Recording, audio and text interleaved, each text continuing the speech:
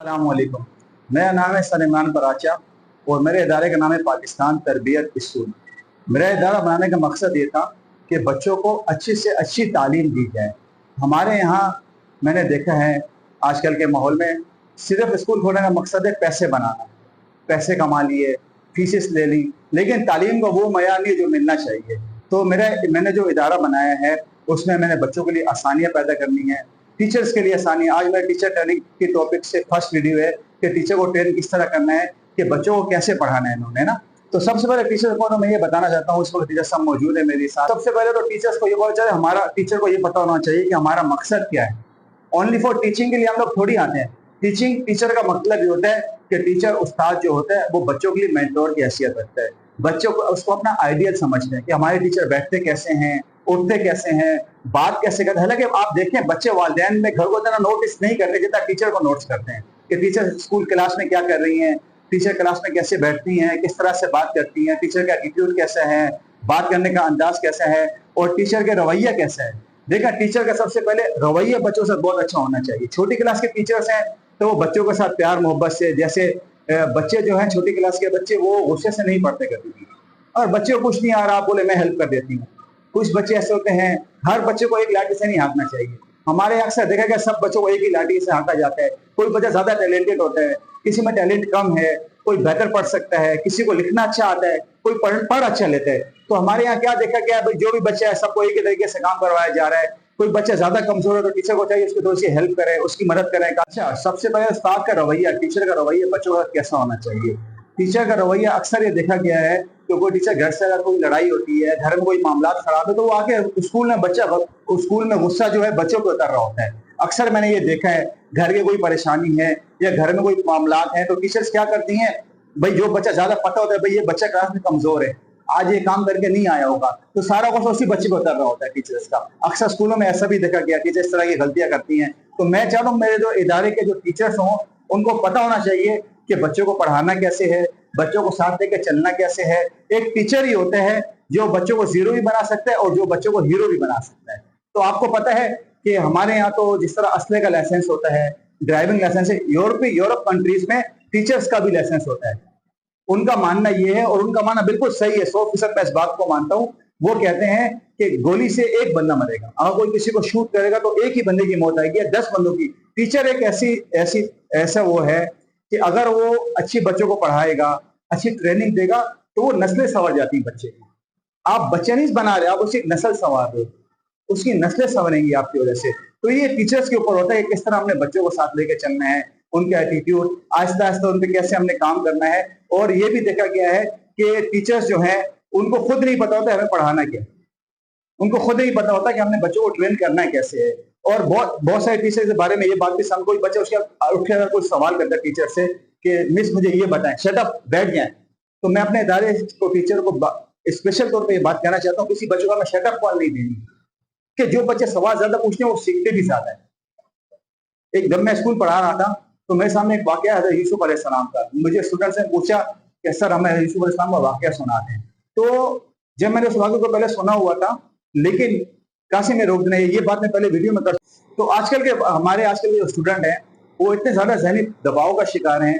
पढ़ाई का जब टाइम आता है कोशिश करता है इम्तिहान में नकल हो जाए किसी तरह से, हम मैट्रिक में नकल करके पास कर लें। क्यों? उनको पढ़ाने की आदत ही नहीं, याद करना सिखाया ही नहीं किसी ने कि याद कैसे करते हैं, आपने तैयारी कैसे करनी है इम्तिहान की। आप देखें जैसे ही कोई पेपर्स आएंगे बच्चे नकल की जगह ढूंढ रहे होते हैं, नकल के लिए भाई कोई तरीका मिल जाए हमें नकल करने के। तो इसकी जरूरत ही क्या है? अगर स्कूलों में तालीम अच्छी दे दी जाए, बच्चों को बता दिया जाए भाई आपने इस तरह पढ़ना है, एक दिन में एक डायरी का कॉन्सेप्ट जो मैंने पेश किया है, इससे क्या होगा बच्चे नकल से भी आजाद हो जाएंगे।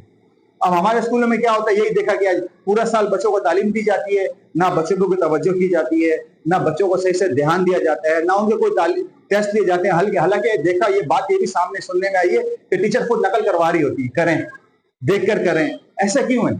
तालीम इदारे का मकसद होता है तालीम देना, बच्चों को नकल करवाने की आदत डालना। फिर पेरेंट्स इतना पैसा क्यों लगा रहे हैं बच्चों पे? इससे तो बेहतर है कि पेरेंट्स बच्चों को डायरेक्ट मैट्रिक का सर्टिफिकेट दिला रहे 2.5 लाख रुपए देकर। कौन सा मुश्किल है?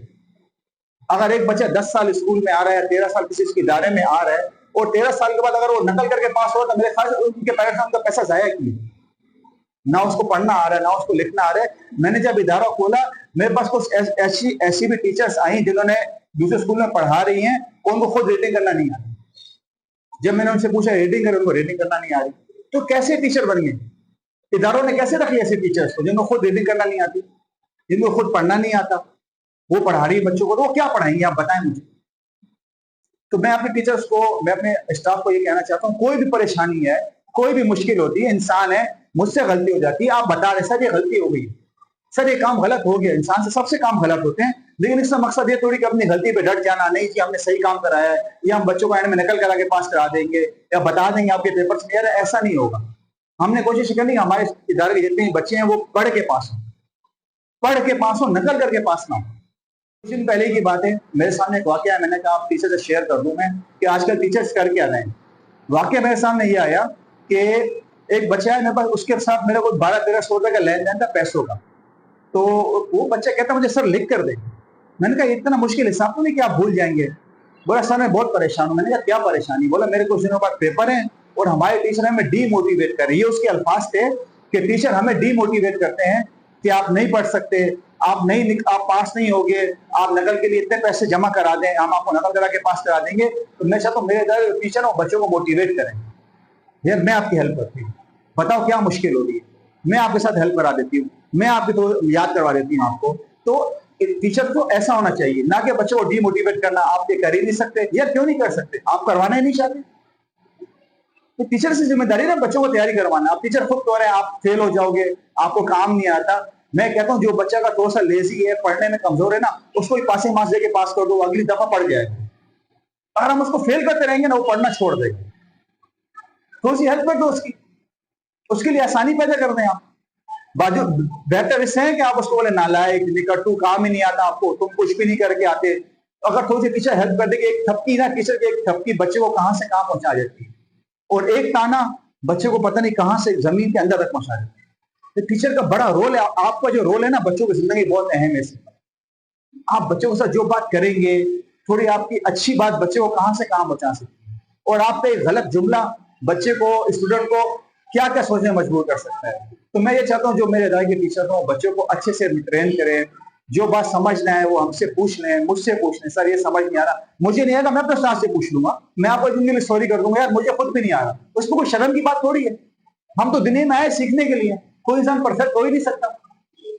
हम सब दुनिया में सीखने के लिए आए हैं। अगर कोई बात नहीं समझ आ रही, मुश्किल हो रही, काम में गलती हो जाती, बंदा एक्सक्यूज कर लेता है, यार गलती हो गई, हो सकती है गलती। मैं चाहता हूँ आप सब जो मेरे इदारे में जो पढ़ाने वाले टीचर्स हैं, आप अच्छे से अच्छे बच्चों को तालीम दे, बेहतर तालीम दे। गलती हो जाए कोई मसला नहीं, मुझसे पूछ लें, मुझसे गलती होगी मैं आगे पूछ लूंगा, लेकिन तालीम अच्छी से अच्छी देनी है हम लोगों को। ठीक है, इंशाल्लाह सब कोशिश करेंगे इसकी, इंशाल्लाह।